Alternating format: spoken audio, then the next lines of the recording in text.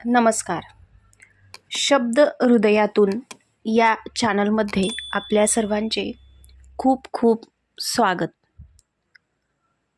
प्रेमाचा सहवास या आमच्या कथेला तुमच्याकडून मिळत असलेल्या भरभरून प्रेमाबद्दल आम्ही आपले खूप खूप आभारी आहोत.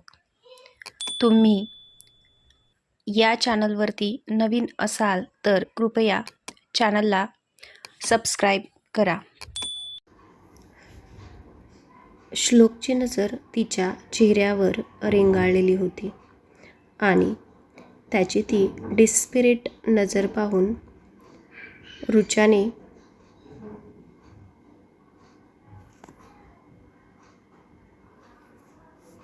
तिची नजर पीसीकडे वळवून पीसीवर स्थिर केली. तो तिचा चेहरा बराच वेळ निहाळत आहे हे तिच्या कृतीने त्याला जाणवले. तसे त्याने तिच्यावर असलेली नजर हटवली. तिला अनकम्फर्टेबल होईल असे त्याला मुळीच वागायचे नव्हते. चांगले गेले सर, ती पीसीवर नजर ठेवूनच बोलली. अरे वा, गुड. तुम्ही रत्नागिरीच्या मुली मुंबईच्या मुलांना हरवणार म्हणायचे. यावेळी तो अगदी तिच्या डोळ्यात बघून बोलला. राधानेही श्लोकच्या या बोलण्यावर स्माईल दिली.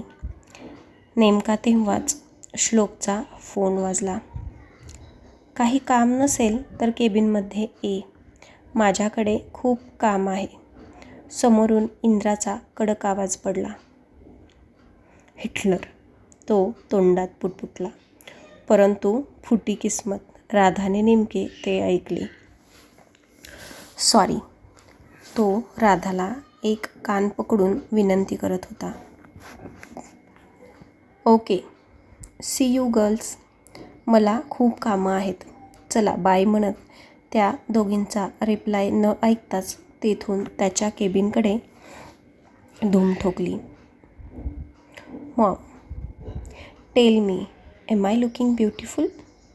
थोड्याच मांड्या झाकतील एवढा घातलेला ड्रेस नीट करत शनायाने तिच्या आईला विचारले. Yeah baby, you always looks beautiful. शनायाची आई तिला वरतून खाली बघत म्हणाली. कितीही केले तरी आईच ती. आपल्याकडे म्हणतात ना, कितीही नकटे असले तरी आपल्या आईसाठी सुंदरच असतं, नाही का? तसेच काहीसे शनायाच्या बाबतीतही झाले होते. Maugham, thank you. शनाया तिच्या आईच्या गालावर ओठ टेकवत बोलली आणि पुन्हा किलोभर मेकअप थापलेल्या तोंडावर ब्रश फिरवू लागली. डार्क लिपस्टिकने पूर्ण हायलाईट केलेले ओठ पुन्हा पुन्हा एकमेकात अडकवून चोळू लागली. तिने पुन्हा एकदा त्या ओठांना विलग करून त्यावरून लिपस्टिक फिरवली. पापण्यांची उघडझाप करून स्वतःचा चेहरा पुन्हा एकदा आरशात बघितला. परफेक्ट. आरशातील प्रतिबिंब पाहून तिने खांद्यावरील केस पुन्हा मागे सारले आणि ऐटीत स्वतःचीच स्तुती केली. मॉम, तू बघ, इंद्रा पुन्हा माझ्याकडेच येणार. ती स्वतःच्याच विचारात हरवून आईला बोलली. आजपासून तो नेहमी माझ्यासमोर असणार आहे. मीही बघते तो माझ्यापासून किती दिवस लांब पळतो. येणार तर शेवटी या शनायाकडेच, ती ॲटिट्यूडमध्ये मॉमला बोलली.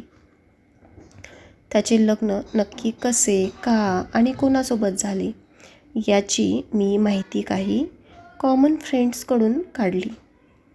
आमच्या एंगेजमेंटला येत असताना मालती आंटीच्या कोणत्या तरी मैत्रिणीचा ॲक्सिडेंट झाला होता. ती त्यांची खूप जवळची मैत्रीण होती म्हणे आणि त्यांना एकुलती एक मुलगी होती. त्या हॉस्पिटलमध्ये असताना खूप सिरियस होत्या आणि त्यांची शेवटची इच्छा होती की मुलीचे लग्न व्हावे. तिला त्यांच्या माघारी कोणीही नव्हते, म्हणून त्यांची इच्छा पूर्ण करण्यासाठी मालतीताईंनी इंद्राचे लग्न त्या मुलीशी करण्याचे ठरवले. त्या ॲक्सिडेंटमुळे ती बाई आणि तिचा नवरा गेला आणि नेमके आपण एंगेजमेंटला पोचलो नाही. याच संधीचा फायदा मालती आंटींनी घेतला आणि इमोशनल ब्लॅकमेल करून इंद्राचे लग्न त्या बाईच्या मुलीबरोबर लावले. इंद्राची त्या मुलीसोबत लग्न करण्याची अजिबात इच्छा नव्हती, परंतु मालती आंटींच्या ब्लॅकमेलला बळी पडून त्याने लग्न केले. आजपर्यंत त्याने कधीच त्याच्या बायकोचा चेहरा जगाला दाखवला नाही. बघ, तू पाहिलेस का, तो तिला कुठल्याच पब्लिक स्पेसमध्ये बरोबर घेऊन जात नाही, म्हणजे त्याला ती पसंत नाही. याचा अर्थ तो हे लग्न टिकवण्यातही इंटरेस्टेड नसेल, नाही का? आता मी याच संधीचा फायदा घेऊन इंद्राला पुन्हा मिळवणार. कॉन्फरन्समधून माघारी आल्यापासून शनाया इंद्राच्या लग्नाची माहिती काढण्यात व्यस्त होती.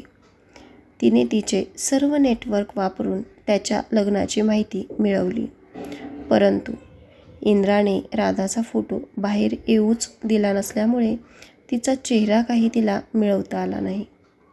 आत्तापर्यंत जमवलेली ही माहिती शनायाने तिच्या मम्मीला अचूक सांगितली. तिच्या आईलाही शनायाचे बोलणे पटले होते.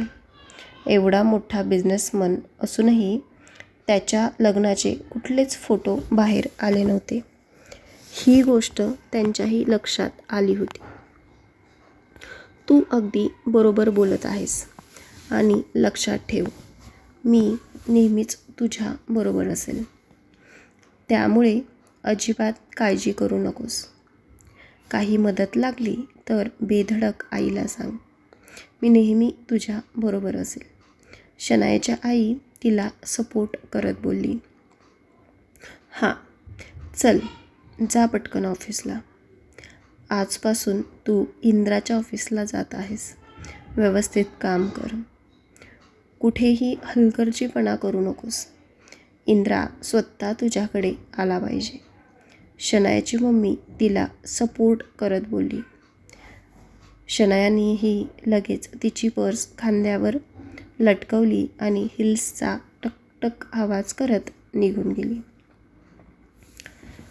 सुनबाई.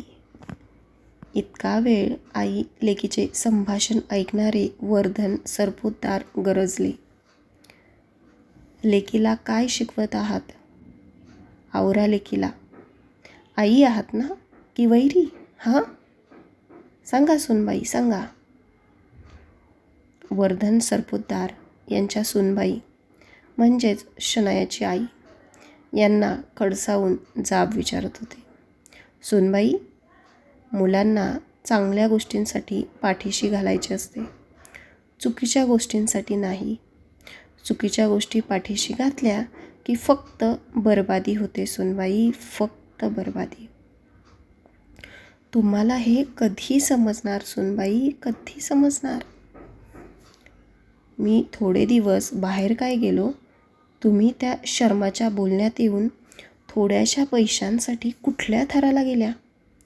मुलीचे आयुष्य पार बरबाद केले. आमचा मुलगा तर नालायक आहेच हो, परंतु तुम्हाला ही दुर्बुद्धी कशी झाली? बोला सुनबाई, बोला. सरपोतदार त्यांच्या सुनेला जाब विचारत हताश होऊन खाली बसले. तुम्ही सरपोतदारांची पूर्ण इज्जत धुळीस मिळवली. हर्ष, तुम्ही धुळीस मिळवली हो, सर्व इज्जत धुळीस मिळवली. ते तिथेच सोफ्यावर बसून हर्षवर्धन सरपोतदार, शनायाचे वडील यांच्या नावाने रडू लागले. ते आपल्या मुलाला चांगलेच ओळखून होते. आज जी त्यांच्या खानदानाची दशा झाली होती, त्याला सर्वस्वी जबाबदार त्यांचा मुलगा हर्ष होता. पैशांच्या हव्यासापायी एवढ्या कष्टाने उभारलेला बिझनेस डबघाईला आला होता. ते तसेच हताश होऊन शून्यात हरवून गेले होते. या परिस्थितीला कसे सामोरे जावे या विचारात तो 80 वर्षाचा म्हातारा होता. बाबा, मुलीच्या सुखासाठी मी तिला साथ देत होते. मीही तिच्या प्रेमात आंधळे झाले होते. मला माफ करा. इथून पुढे मी तिच्या कुठल्याच चुकीच्या गोष्टींमध्ये साथ देणार नाही. त्यांना हताश बघून आई बाबांना पुढे हात जोडून बोलल्या, नमस्कार. भेटूया लवकरच पुढील भागात. तोपर्यंत सर्वजण व्हिडिओला शेअर जरूर करा. धन्यवाद.